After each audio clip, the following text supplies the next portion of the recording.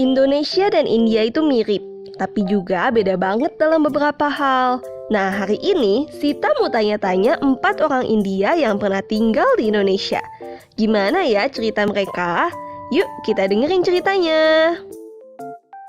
My name is Sandeep Bangara. I was born and brought up in Bangalore, India.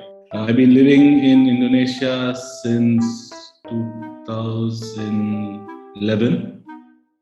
My name is Rita Srivastava. I am from Kolkata and I have been living here now for the last, I've forgotten, 28 years, 27 years, almost 30 years, I think. I'm an advertising professional, an engineer turned advertising professional. I worked for around 9 years in India. Then I moved to Sri Lanka, and then I've been in Indonesia in an advertising agency for last 20 years. And in terms of my interest and hobbies, I do write poetries, and poetries in Hindi. So that's me. My name is Saraswati Suresh. I have been in Indonesia for more than 2 decades now. I'm an experienced teacher, educator with 30 years of experience, having taught children of all age group and in reputed schools in Indonesia and in India, because I like to engage people.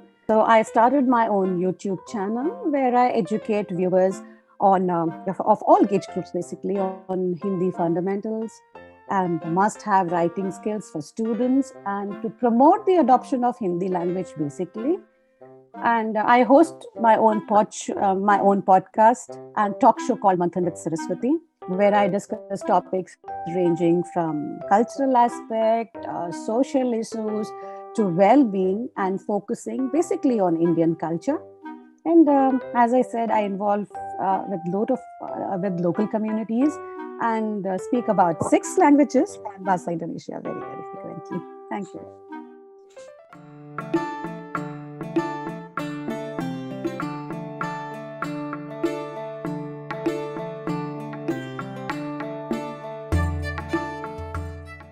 When I came here for a business trip, I was based in Singapore. I landed here in the night, maybe at around 10:30, 11, and I was, of course, picked up from the airport, sent to the hotel, which is in Hayamvaru. So, coming from a place like Singapore, which is so sterile, I felt, a lot of freedom when I landed in,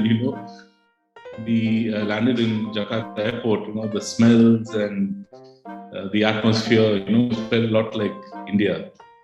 So, of course, that day was uneventful, but the next day, when I went to work, and, I got to see Jakarta city, it was like, wow. The malls are maybe 2-3 times bigger than the malls in Singapore. The people are warm, friendly. Of course, I got my first experience of sitting in a traffic jam for about 2 hours. So, yeah, that was, my first experience. And I remember calling my wife and saying, wow, you must make a trip this weekend. Because I used to spend at least 2 weeks in Jakarta, 1 week in Singapore, back and forth. I love food. And when I first came to Indonesia, I was staying in Hayamvaru. So if you know Mangga Besar, the road which goes out of Hayamvaru, during the day it's a regular road, but in the night it turns into a food street. You get everything, from very simple food to exotic food. So when one walks down the road, you get, the fish fries and whatnot. And then if you go further down, you get snake and, the other animals. So that was my first time I actually had eaten snake. So it was a really wonderful experience. I did not feel any culture shock in general. The only thing that would, shock an expat is that here there is no sense of urgency. So one needs to plan well in advance.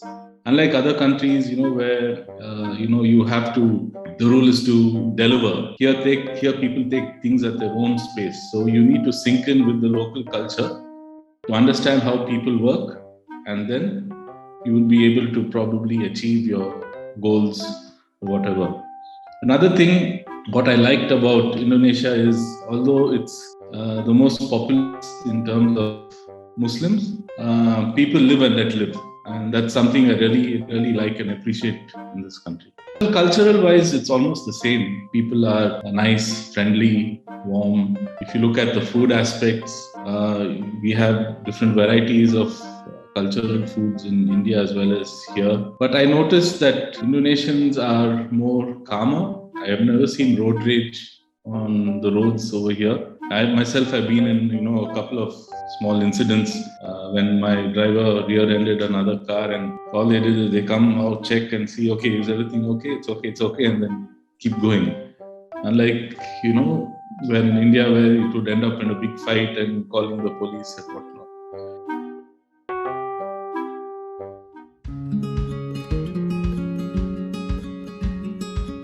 I came here with my husband, came here on a 2 years contract. He said, I'm coming to Indonesia for 2 years, and I was working in India, so I didn't want to come. So I said, I don't want to go. He said, no, only 2 years. Just come for 2 years, and then after that, you can go back and do whatever you want. So we came for 2 years. Myself, my husband, and my young daughter. I think the day after I reached over here, I told my husband, okay, I'm giving up my job, I'm staying here. He said, what, in one day you decided? I said, yeah, I just love it here. I mean, it seems so much like India, and yet it's so different. So, there's the attraction of both similarity and opposites.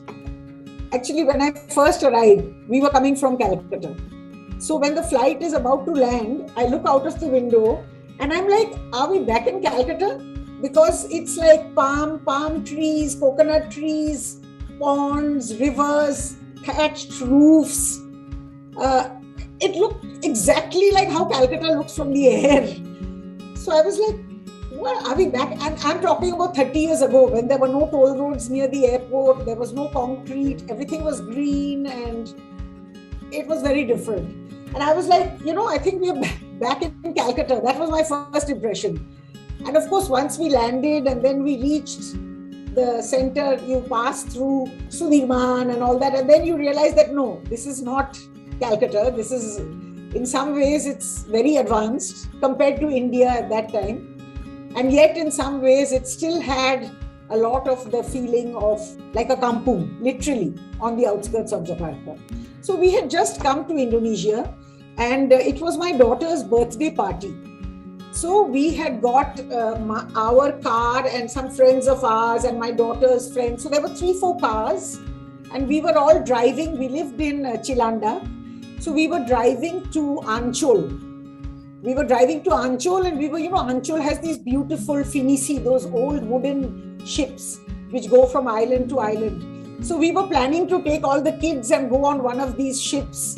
And the ship captain had told us he would take us around and show us and, take a little trip in the harbor. And so we were all very excited about that. This is in the days before GPS, before Waze, before Google Maps.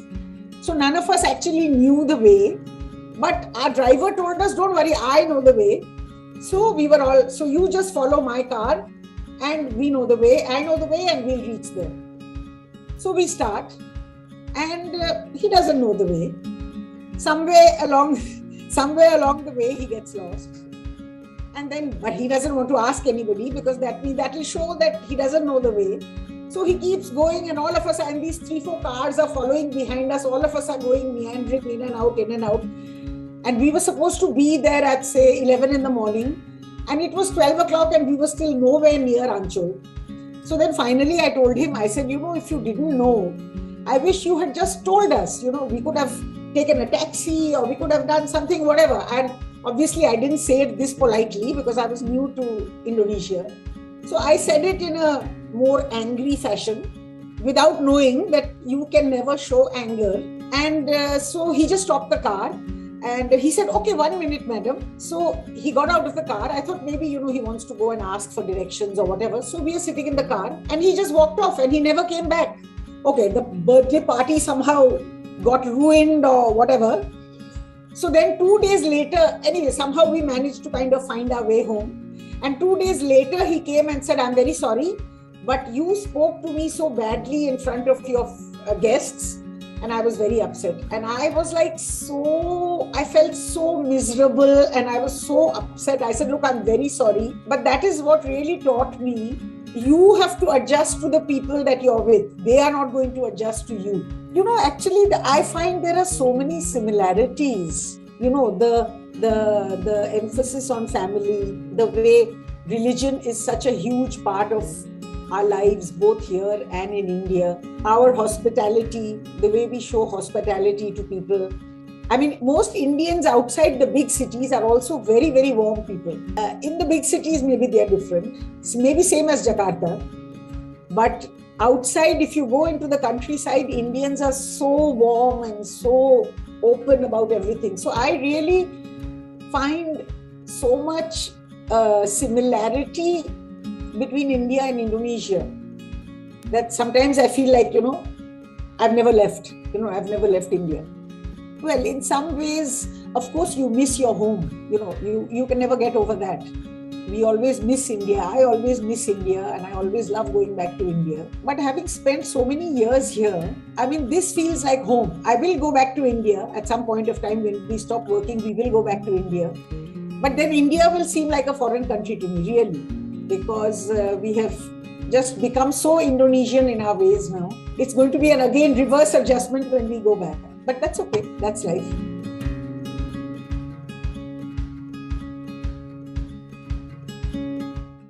When I came to Indonesia, the impression was, the image was very, very different. But when I came here, I realized that it's not a small country. It's a huge country. Domestic flight from Jakarta to Jaipura can take you 5.5 hours to 6 hours to fly. So it's a large country. The people are very welcoming and friendly. I realized that, everybody in Indonesia is always smiling. Even when a cop catches you on breaking a traffic signal, the cop will first smile, salute you, smile at you, and then ask you for your license and give you a ticket. So the people are very nice and very, very polite. Culturally, I feel Indonesia is very, very close to India in terms of the social fabric, the cultural values. So much so that I realized that, when I went to Bali, I realized that people in Indonesia believe that Mahabharata and Ramayana originated from Indonesia. So first impression was that a country which is very, very similar to India, but in certain ways different to India as well. First time when we went to Bali, we did not understand the language much. So we were we had taken a tourist bus, and me, my 2 young kids and wife, we got off the bus at the bus stop, and we were given a little time to go around and come back. And, we went around and we were coming back after 20 minutes. And then my wife said that, do you remember which bus did we got off from? What was the name of the tour operator? And I said, Parivisata. I'm very smart. Your husband notices all these things. And I know we came down from the bus where the name of the operator was Parivisata. And we come back to the bus stand and we see hundreds of buses written Parivisata, because Parivisata is tourism. So we got totally lost looking for the bus, which was our bus, with hundreds of buses written Parivisata. So those kind of language experiences, then, there was this thing of noticing every second doctor in my area in Polomas. When you drive around, there are a lot of doctors who practice from home. A lot of doctors written as Dr. Gigi. And I was wondering that this Dr. Gigi is everywhere, He's so popular, every second place he practices. And later on, I realized that Dr. Gigi is actually a dentist. So these kind of adventures personally on the language we had. So very interesting experiences. And I get surprised by the positivity and resilience of Indonesian people. There is this one particular term which is untung masih ada, so which makes everything so positive, everything so easy to absorb. And I experience this with the people around me, that if they have an accident and their left hand is fractured, they will end up saying that, tidak apa-apa, untung masih ada right hand. So I think this whole positivity and resilience is the biggest shock that I got, that, how come people in Indonesia are so positive about everything. And I really love this term, masih untung ada. Very similar in terms of culture and social fabric and the construct of the society. But it is different in some ways. For example, language also, there are quite a few common words. There is kamija, there is meja, there is dunya, there is haran. So these are words which are common, possibly because both of these languages take some inspiration from Sanskrit. But yeah, the difference is makan. Makan does not mean a house, like in Hindi. In Indonesia, makan means food. Gambira means happiness, not being serious. A lot of people that I met in Indonesia, a lot of professionals who came in for a year or two from India, they have spent long time. They've spent 10 years, 20 years, 30 years. And I'm also one of them. I've spent 20 years and still love the country and love the people and want to be here.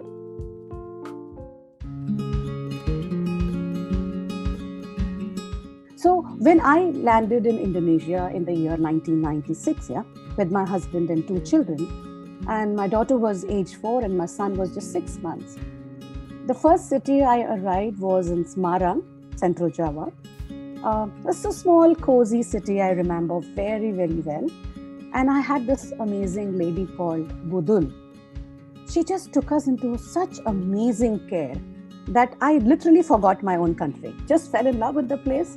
And it's almost 26 years and it's been amazing. So thank you to this amazing place with such loving people, with such genuine love they reflect. And I'm so blessed to be here. See, because I was working here, and I told you that I like to involve with the local community here. So my amazing experience, one funny I will share, but the most interesting experience which I've had is when we would work in school, when there would be like any National Day of India or the Hindi Divas which would come in. So I would take such keen interest and I will pull all my local friends and teach them songs, motivational songs, Bollywood, but motivational songs in Hindi. And, it would be like which script to use, and they will have some pronunciation difficulty. And, so they would do that. And the best experience of me teaching them Bollywood was one of the Mukesh's song, एक दिन बिक जाएगा माटी के मोल. It's a lovely term. एक दिन बिक जाएगा माटी के मोल, जग में रह जाएंगे प्यारे तेरे बोल. It's, this song is so interesting because it means that, you will leave the world, but the words which you speak, the way you live is what will remain after you. So this would go very well. And I would learn Ibu Kita Kartini, that song for the Kartini Day. So it was interesting, learning from each other. My father was in the army, so traveling was very well known to us. In army background, you travel every 3 years, you shift residence. So adapting to a new state, new culture, new language was very, very, very familiar to me. So when I came down to Indonesia, and as such cultural shock wasn't there, because I started to learn Bahasa Indonesia using SDTV. They would have this Hindi films dubbed in Bahasa Indonesia then. So I learned language like that. No trainer has taught me this language, but the dubbed films taught me this language. So I don't think I had any other cultural shock. But for the expat or the other expat friends whom I know, basically this, what we like say, the traffic jam, macet, will probably be a cultural shock. But I personally fell in love with the Javanese culture and the Balinese culture for sure. India and Indonesia share many similarities. Okay, culturally they are connected, and practices, especially Indonesians, influenced by Hinduism. Like being a Hindu, this is what I feel. India is a larger country and the second largest in population, right? We all know this. And so similar to Indonesian, crowd is everywhere. It is chaotic at few places, but both countries, people find a way to get over it. See, in India also we have the buses, the trams and the cycle all on the road. Here also when you're traveling in the car, you can see the Gojek and Speda Motor always on the road. And people do find a way to come out of that. It happens in India, it happens in Indonesia also. But one thing I would like to say here, the Indonesians are more patient than Indians. You know, sabbar, very sabbar, they are very patient. And India has made rapid strides in technology and sciences and made a mark in the world. We see that Indian CEOs all over the country and, technology, yes, of course. But Indonesia in the past decade is catching up, especially on e-commerce and technology that we are seeing with so much advancement and, in e-commerce especially. Culturally, yes, India has influenced Indonesia with religions like Hinduism and Buddhism, and Islam having been brought by the traders and kings over the centuries. This is what history says. And I'm so amazed to see Hindu gods like Ganesha everywhere. In Jakarta itself, we have a museum where it is full of various statues of Ganesha. Once you go in there and you will be like you're in India or in Indonesia. You will feel it that way. So yes, Balinese tradition and culture is again derived from Hinduism, and so many Sanskrit words, like I said, like so many Sanskrit words, we have it in the local language. And both countries are on rapid growth mode. And I'm sure that, we see the trade and, commerce will make both India and Indonesia come closer, and people will exchange, will benefit from this exchange, I'm sure. Indonesia is a beautiful country, beautiful people, and last but not least, I'm an Indonesian citizen myself. I love my country. I love India as well. I hope that more people come and see this beautiful country. And I also hope that Indonesians who go to India will also similarly look beyond the superficial. Superficially, of course, India is very crowded, it's very noisy, it's very dirty, but there's so much more to India than just that. I mean, if Indonesians make that little bit of effort, they will also find that India is a wonderful, wonderful country. It's a beautiful place. It's a must-visit place. You come down here, you will fall in love with this place. And people here are so amazing, and you don't have to worry about any kind of ethnic disparity. It's all love and understanding and pleasing people, amazing people, and smiling people everywhere. कुछ यादों की पोटली है, कुछ लम्हों की टोकरी है जो जिंदगी साथ ले चली है। निकल पड़े हैं जब घर से तो हर समय घड़ी दो घड़ी है। कुछ यादों की पोटली है, कुछ लम्हों की टोकरी है। Thank you.